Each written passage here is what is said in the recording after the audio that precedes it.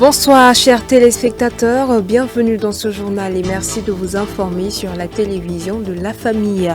Au sommaire de cette session d'information, la santé de la mère et de l'enfant au cœur des 6e journées scientifiques de périnatalité à Bobo Dioulasso. C'était là le titre. Une fois de plus, bonsoir. Bobo Dioulasso vivre au rythme des 6e journées scientifiques de périnatalité. Durant 3 jours, les professionnels de la santé et acteurs communautaires vont mûrir la réflexion autour du thème santé de la mère et de l'enfant dans le contexte des urgences sanitaires au Burkina Faso. Les détails de la cérémonie d'ouverture avec Odette Zwanguena et Gédéon Tapsoba. Médecins, sages-femmes, manuteniciens, acteurs communautaires en ordre de bataille à Bobo Dioulasso pour le renforcement des politiques de santé en faveur de la mère et de l'enfant à ces 6e journées scientifiques de périnatalité co-organisées par le réseau mère-enfant des Hauts-Bassins et l'association burkinabé des sages-femmes et manuteniciens des Hauts-Bassins. Celles de 2023 sont dans un contexte de 2 ans avant nos 20 ans. Et nous avons choisi de mettre l'accent sur la pratique afin d'aider à réduire la mortalité maternelle et néonatale. L'Assemblée législative de transition n'est pas restée en marge de cette initiative dont les objectifs visent à réduire les décès et incapacités maternelles, périnatales et infantiles. Les travaux de ces 6e journées se tiennent ainsi sous l'égide du président Ousmane Bougouma, représenté ici par la présidente de la commission santé, Marie-Angèle Tiendrebego. Je voudrais vous rassurer, mesdames et messieurs, chers congressistes, de la volonté et de l'engagement de l'Assemblée législative de transition à accompagner le gouvernement en général et le ministère de la Santé en particulier dans la mise en œuvre de ce pilier qu'est le développement humain, lequel développement passe par le renforcement des capacités dont la formation continue des acteurs de la santé. Ces assises permettront à ces professionnels de santé et autres acteurs de réfléchir sur le thème santé de la mère et de l'enfant dans le contexte des urgences sanitaires au Burkina Faso. Durant ces journées, nous avons au total une 14aine de sessions de communication.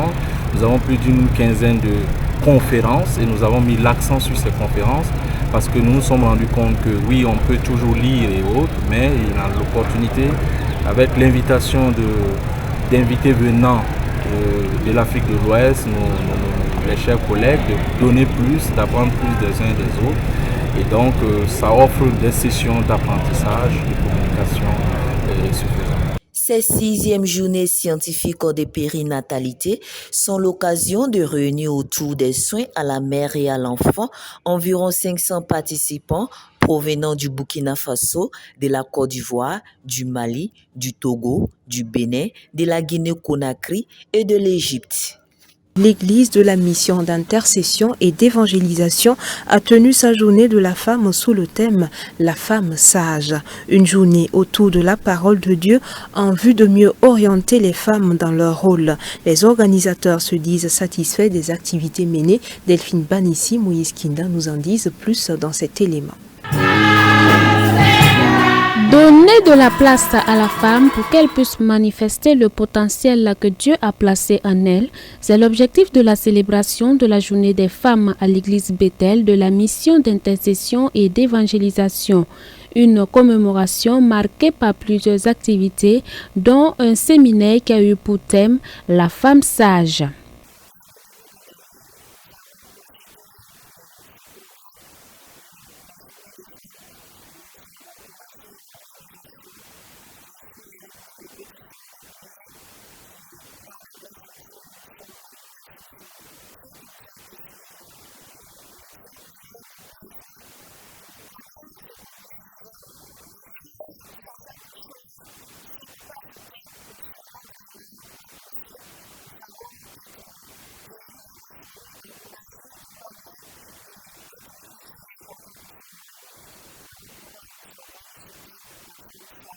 Encourager les femmes à s'engager, à servir le Seigneur, surtout avec l'esprit de sagesse, le pasteur principal de l'église Bethel de la Milleuse salue la tenue d'une telle rencontre.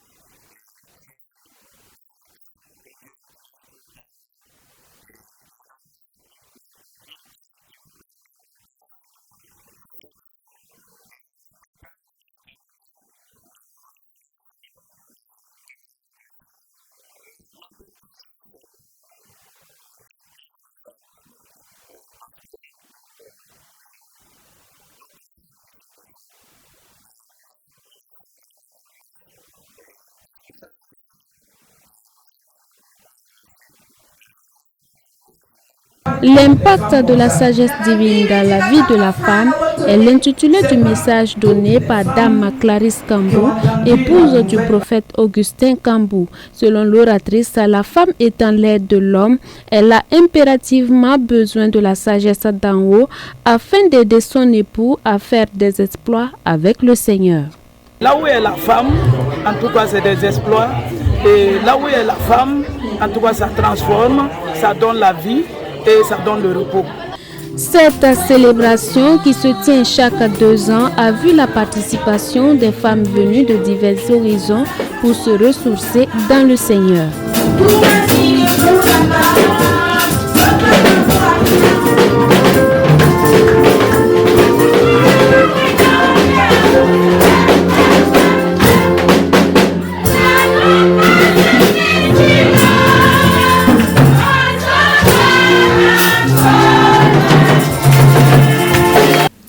Retour sur le séminaire Jeunesse Mission Évangélisation organisé par l'Église des Assemblées de Dieu de Gunguen, un cadre qui va servir de tremplin aux jeunes pour mener la grande commission de Christ. Odette Zonguena, Xavier Ouetraogo pour les détails.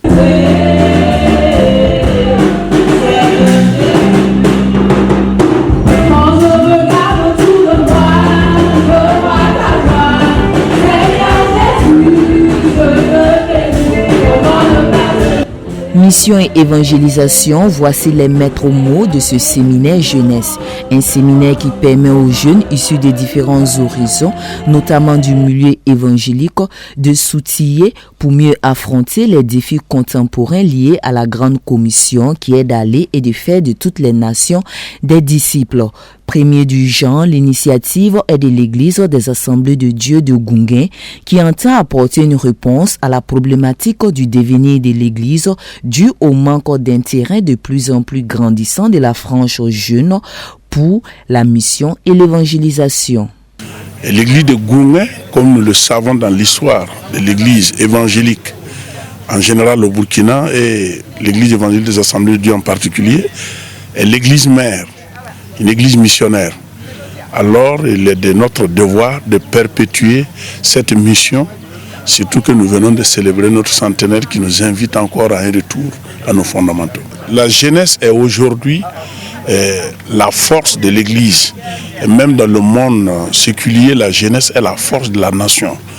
Et si les jeunes sont outillés, nous sommes sûrs que l'avenir de l'église pour la relève est assuré. Dans le souci de bien transmettre la flamme de la mission et de l'évangélisation à la jeune génération actuelle et celle à venir, le choix des séminaristes n'a pas été fortuit. L'appel pour la mission et l'évangélisation, c'est une œuvre d'ensemble. L'appel que Christ avait donné, la mission, la grande commission que Christ a donnée, ça s'adresse à toutes les dénominations évangéliques. Voilà pourquoi notre approche était de rassembler toutes les églises évangéliques. Ce n'est pas toutes, mais en tout cas quelques-unes, avec l'église Assemblée de Dieu de Gunguen et les autres églises évangéliques de la ville de Ouagadougou et de Bobo de Wayouya pour parler de la mission. Parce que nous pensons qu'ensemble, nous pouvons aller plus loin, que nous pouvons impacter davantage notre pays par rapport à l'évangélisation et la mission. Ils ont l'âge compris entre 15 et 25 ans et leurs attentes sont nombreuses. Ce séminaire constituera une réelle expérience pour ces jeunes en matière de leadership, d'enseignement et d'engagement. Par la grâce de Dieu, j'ai accepté l'appel en acceptant d'être directeur de ce camp et c'est une grâce pour moi et en même temps une responsabilité afin de donner l'exemple et de mener à bien l'œuvre que le Seigneur nous a confiée. À la fin de ce séminaire, notre attente est de pouvoir aller parler de Jésus-Christ avec nos camarades jeunes. Parce que c'est par un jeune qu'on peut gagner un jeune. Parce que nous avons les mêmes façons de réfléchir, les mêmes façons de voir les choses. Et si nous sommes outillés, nous allons pouvoir leur parler de Jésus dans notre langage commun à nous. Très émerveillé, le président national du département enfants des Assemblées de Dieu a apprécié la vision des organisateurs à travers la tenue de ce séminaire visant à promouvoir l'implication et l'engagement des jeunes dans la mission et l'évangélisation. C'est des jeunes qui sont assoiffés, qui ont les talents nécessaires pour évangéliser. Alors donc par là, quand nous voyons une église, des gens ou en tout cas des organisations qui s'intéressent à cette tranche d'âge-là, vraiment nous saluons l'initiative à sa juste valeur. Parce que c'est ce que les adolescents veulent et vous avez vu, même juste à partir de l'ouverture, c'est qu'ils ont montré de quoi ils sont capables de faire. Donc en tout cas, en tant qu'encadreur au niveau des ados et des enfants, nous saluons vraiment cette initiative. Durant 3 jours, ces jeunes émanant de l'Église apostolique, du Centre international d'évangélisation et de l'Église des Assemblées de Dieu du Burkina Faso vont mûrir les réflexions sur le thème principal, les défis de la mission et de l'évangélisation, savoir discerner les temps, tiré de 1 Chronique 12, verset 32, et sur des sous-thèmes tels que enjeux des éthiques des réseaux sociaux pour la vie en société, quelles opportunités pour la mission et l'évangélisation avec des orateurs aguerris, puis s'en suivront des temps de louange, d'adoration, de prière et une sortie d'évangélisation à Nom Ghana. Un tour à présent dans l'actualité hors de chez nous. Le Maroc a été désigné pays hôte de la Coupe d'Afrique des Nations de 2025 après le retrait de ses concurrents dont l'Algérie. Le Maroc va organiser la CAN pour la première fois depuis 1988. Le Royaume avait été désigné pour l'édition 2015 avant de demander un report à cause de la propagation du virus Ebola. Mais la CAF avait finalement décidé de lui retirer cette attribution. Cette année, le pays a bénéficié du retrait de l'Algérie, de la Zambie et d'une candidature commune du Nigeria et du Bénin. Il était question de favoriser le Maroc en tant que pays africain candidat pour la Coupe du Monde 2030.